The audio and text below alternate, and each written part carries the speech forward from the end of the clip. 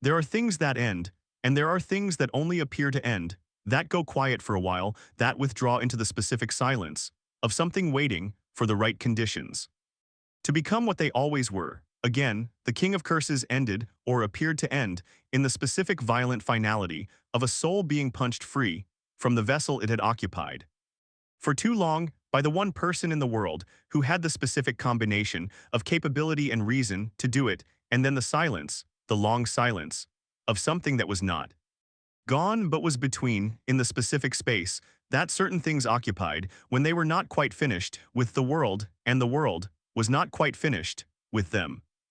Year was 2069, 17 years before the events that would reshape everything. A child was born into a minor sorcerer clan with no grand history, no remarkable future, nothing that would have caused anyone paying attention to pay attention. The world was busy, as worlds always were, moving forward, building things, breaking things, forgetting the things it had broken in favor of whatever it was building next.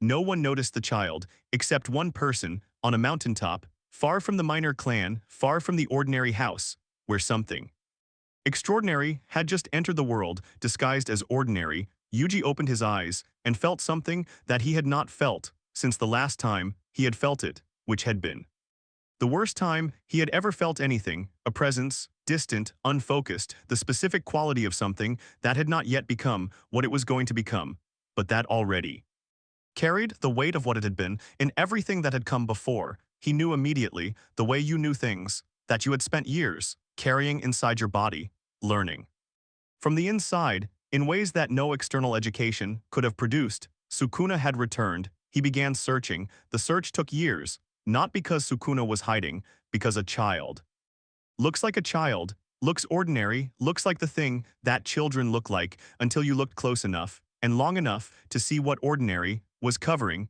The cursed energy was the first tell, too much of it, far too much, for a child born to a clan that had produced nothing remarkable in living memory. The reserves were wrong, were the reserves of something that had accumulated over a very long time, rather than the reserves of something that had just begun. Then there was the growth, not physical. Physical would have been obvious, mental, the specific mental growth of something that was not learning new things, but remembering old ones, at the pace that the new body could accommodate.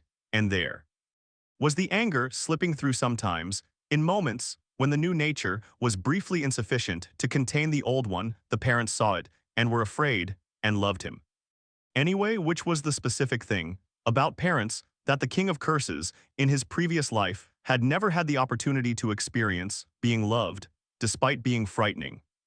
Being held, despite being something that most things would have run from. The child accepted this love with the specific quiet of something that did not fully understand what it was receiving, but understood that it was something it had not had before, and that it was good. By the age that most children were still uncertain on their feet, he was forming complete sentences and playing with cursed energy, the way children played with whatever their hands found interesting. By 5, his control was better than most first years at Jujutsu High. This was not talent, was not the product of early training or exceptional natural aptitude. It was memory, the specific memory of a body that had done this for 1,000 years, that did not have access yet to the conscious record of the 1,000 years, but that carried it anyway, in the muscle, in the reflex, in the specific efficiency of someone who had done this so many times that the doing had stopped requiring thought. His eyes were ancient, in a face that was new. Yuji showed up at the door of the minor clan. The parents knew who he was. Everyone knew who he was. He was the legend, the man who had done what no one had believed could be done. They were honored, they were relieved, they said yes, without the specific hesitation that saying yes to legends probably deserved. Yuji looked at the child, and the child looked at Yuji, and something passed between them that neither of them had words for yet, a recognition operating below the level of the conscious mind in the part of both of them that remembered things the conscious mind had not yet caught up to. He took the child and began. The name came first, not the one the parents had chosen, a simple name for a child they had no idea what they were raising. Yuji never used it. He called him Sukuna, and the boy adapted, accepted the name, the way you accepted something that fit better than what you had been given, even if you could not explain why it fit, only that. It did. Whether that was the first mistake, or the first honesty, was a question that did not have a clean answer. Yuji watched from a distance, like a man watching fire, tending it. Carefully keeping it burning, but never getting close enough to risk what getting close to fire always risked. Sukuna noticed this, despite his age, despite having no conscious framework for what he was noticing. He noticed that his mentor watched him the way you watch something you were not sure about, something that could go either way, and that going one of the ways would be very bad. He filed it, said nothing, because saying nothing was something he was very good at, in ways that a child his age had no business being good at. The training began earlier than Yuji had planned because Sukuna did not wait for the plan. He saw things performed once and adjusted his stance before anyone corrected it. Channeled cursed energy with an efficiency that no child should have possessed. Yuji remembered this efficiency from the inside, had spent years carrying it inside his own body. Knowing exactly what it felt like from the perspective of the body being used rather than the one doing the using, he said nothing about that either. What surprised him more than the talent was the temperament. Sukuna was calm. Focused, he listened more than he spoke, and when he spoke, the words landed with a weight that did not belong to a child, that belonged to something that had been choosing its words for a very long time, and had learned through the specific education of 1,000 years that words used carelessly were a waste of the only thing that could not be recovered. Once spent within the first year, Yuji had nothing left to teach him about the fundamentals. Within 2, Sukuna was developing techniques that Yuji recognized from the specific interior location of having experienced them applied to himself. He had never taught Sukuna dismantle. One afternoon during sparring, Sukuna used it, then blinked. Looked at his own hands with genuine confusion. Where did that come from? Good instincts, Yuji said, keeping his face still, the way you kept your face still when the thing you were failing was not something the moment allowed you to show. Sukuna accepted the answer and moved on. Yuji did not move on. He stood there after Sukuna walked away, watching the boys back, and felt something he had not felt in a very long time. Unease, the specific unease of someone who had been watching a fire and had just seen it do something that fires were not supposed to do. The years passed. Sukuna grew. The old nature did not rise, not in the way Yuji had feared, not with the specific violence and contempt, and the absolute absence of anything that could be called care for anything that was not Sukuna. It did not rise because something else had grown in the space where it might have.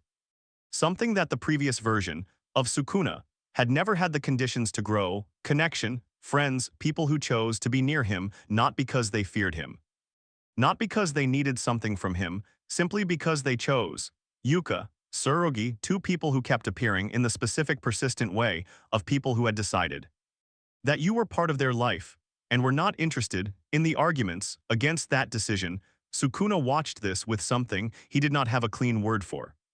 Something that was quieter than what he had known before, and more, in ways that quiet things were sometimes more than loud ones. Yuji disappeared when Sukuna was 15. Said he had important things to deal with, told Sukuna to stay with Yuka and Tsurugi, enrolled him at Jujutsu High, and left. Sukuna watched him go and felt something he could not name. That was in the neighborhood of loss without being exactly loss, because loss required certainty that something was gone, and Yuji had not said gone, had said away, which was different. He filed it and turned back to the people who remained. Jujutsu High, the 3 of them together, growing into something that none of them could have been separately, the specific thing that groups of people became when the people in them were the right ones for each other, a unit that functioned with an efficiency greater than the sum of its individual parts.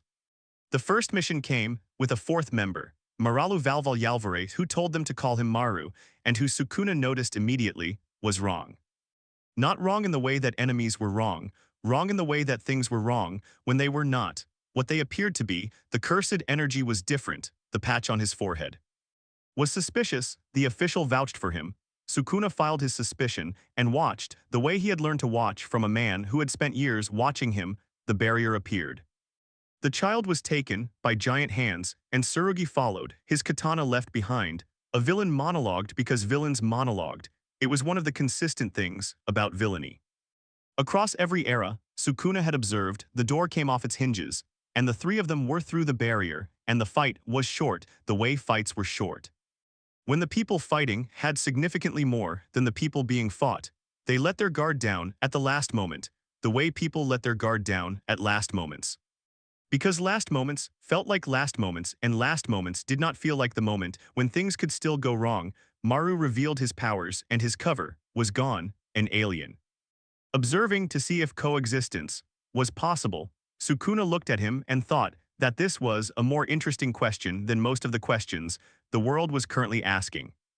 The shark in the forest was a former jujutsu sorcerer named Asada chasing a man-eating tiger named Toranasuke, which was the kind of mission that sounded like someone had written it. For the specific purpose of testing whether the people receiving it were capable of taking anything seriously, the tiger appeared. Asada hesitated because Asada had watched the tiger grow. And hesitation was what happened when the thing you needed to stop was something you had also watched become what it was. Sukuna did not hesitate, a single cleave, clean, complete. The way Sukuna did things, when the doing was clear and the hesitation was not, a tiger cub appeared, everyone tensed, Tsurugi picked it up without fear, handed it to Asada. Don't take your eyes off it. Sukuna watched this and felt something in the vicinity of what warmth felt like when you had been cold for a very long time and had almost forgotten. That warmth was available. The boy who repeated first grade was named Masaki Takira, had been repeating it for 3 years because his mother had died and become a ghost. And he had asked her to let him stay, because staying was the only version of not losing her further that was available. Sukuna's instincts fired the way they fired. When something was wrong, in a way that the surface was not showing, he asked to see the body. The child pointed to the garden, Sukuna dug and found a skeleton and understood that what he was looking at was not a grief story with a ghost, but something older and considerably more dangerous, wearing a grief story as a coat. Taka pulled off his face. Which was the kind of thing that Sukuna filed, expected in the specific way that beings who had seen a great many things filed the things that most people found shocking. He answered with black flash, again and again, the efficiency of someone who had done this in 1,000 variations, across 1,000 years, applied to a problem that had presented itself clearly, and was being solved, clearly. Cross watched from a rooftop and did not intervene because there was nothing left to intervene in by the time he arrived. It was already over. Yuka's 6 months were confirmed by a doctor who was actually Cross in disguise. The Sumerians held their vote on the question that was older than any vote could adequately contain coexistence or conquest. Cross voted for coexistence because Yuka's specific quality of existing in the world had done something to him. That votes were not supposed to be influenced by, but sometimes were, because beings were not the clean logical machines that the structures surrounding them assumed they were. The dinner was a specific kind of beautiful, the kind that came from 2 groups of beings who did not share a language or a history or a framework, deciding for an evening to sit in the same room and try. Dab met an earth woman. Something shifted in his expression when she looked at him, the specific shift of something encountering what it had not expected to encounter in this specific place at this specific time. Sukuna watched all of it with quiet satisfaction. He had found something in the 17 years since the minor clan, since the ordinary house, since the parents who loved him despite being afraid, something that the previous version of what he was had never found, had never been given the conditions to find. Family, not the family of blood, the family of choice, the specific kind that required choosing repeatedly every day in the small ways that the large ways were built from. Then Elder Bodto saw the killing of a cursed spirit, and his eyes shed tears, and he was convinced that what he was looking at was something it was not, and the specific fragility of trust between 2 groups who had not yet built enough of it to survive. A misunderstanding was demonstrated in real time.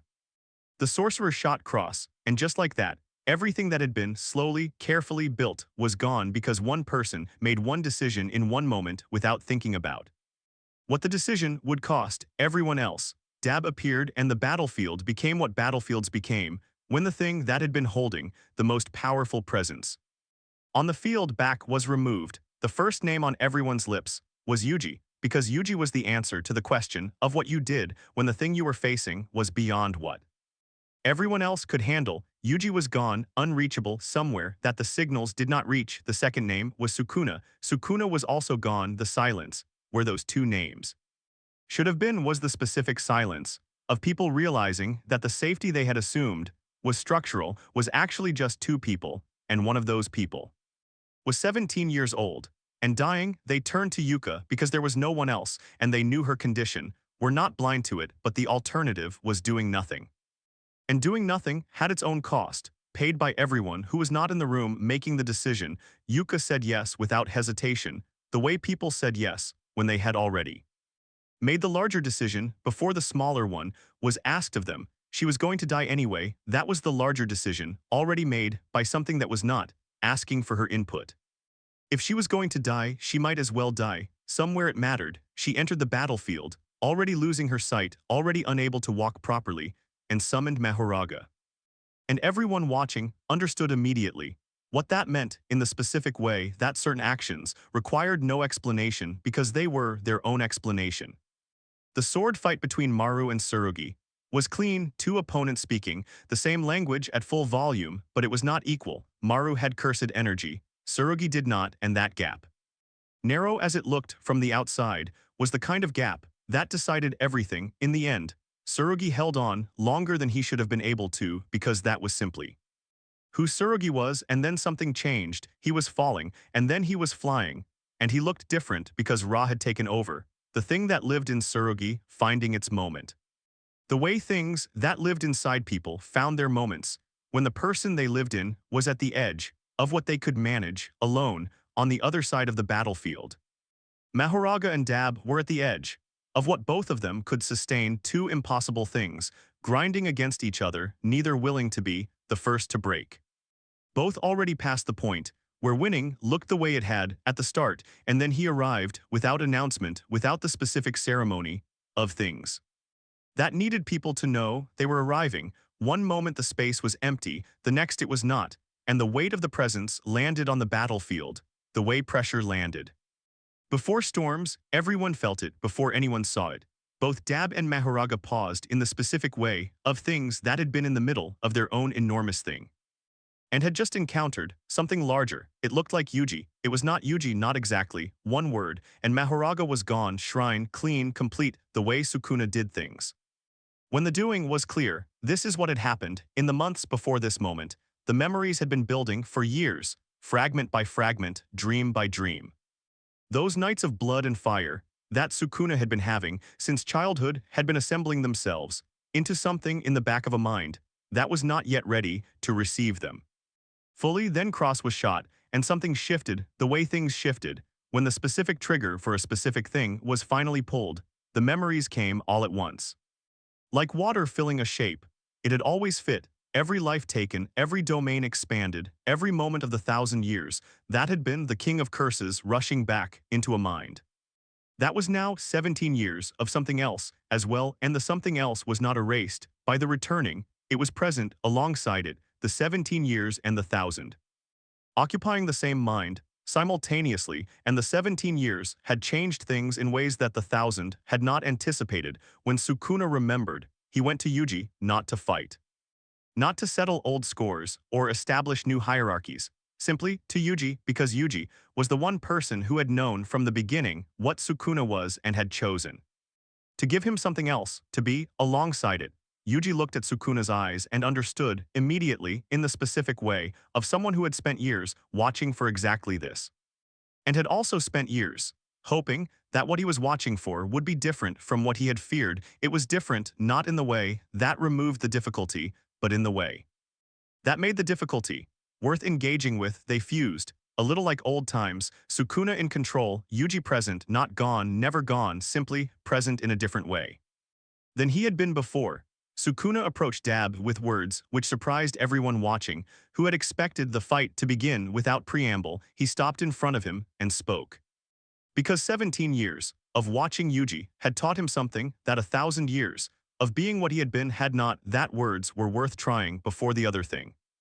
Every time Dab was not interested in words, so Sukuna stopped and did the other thing with the calm efficiency of someone completing a task they had done many times before.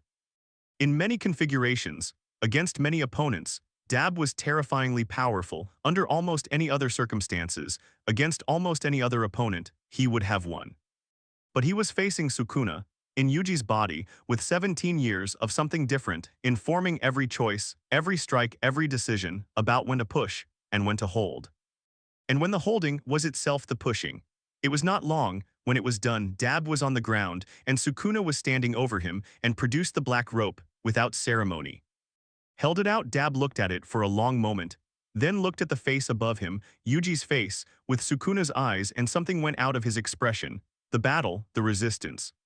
The specific hardness of someone who had been fighting for so long. That fighting had become the only thing they knew how to do. Thank you, he said, and meant it in the full sense of what thank you meant when it was said by someone who had been given something they needed and had not known they needed until it was given. Maru arrived and sat down. In the wreckage of everything that had happened, besides Sukuna, two beings from completely different places who had arrived at the same location through completely different routes, and had found, in the arriving, something worth making a plan together. The plan was this: cursed energy distributed across the world completely, rather than concentrated. In the specific locations, that concentration had always produced the specific problems that concentration produced. Every person a sorcerer, the gaps that kept producing curses. Closed. Maru raised the obvious problem, the misuse. If everyone has it, people will hurt each other with it. You know they will. Sukuna was quiet for the specific length of time that a question deserved. When the question was real, and the answer was also real, humans already hurt each other efficiently without any help from cursed energy at all. He looked at Maru steadily. This is just another tool, and as it has always been, as it will always be, there will be people who use it to hurt, and there will be people who make it their purpose to stand between those people and everyone else. He did not say Yuji's name. He did not need to. Maru considered this for a long moment, then nodded. Not the nod of someone who had been convinced, but the nod of someone who had recognized that the truth in what was said was larger than their objection to it. They got to work. And Sukuna, the king of curses, reborn into a body that had been given 17 years of something the original had never had, did the things that the original would never have done. He built something instead of ending something. He protected something instead of consuming it, not because the old nature was gone. It was not gone, would never be gone.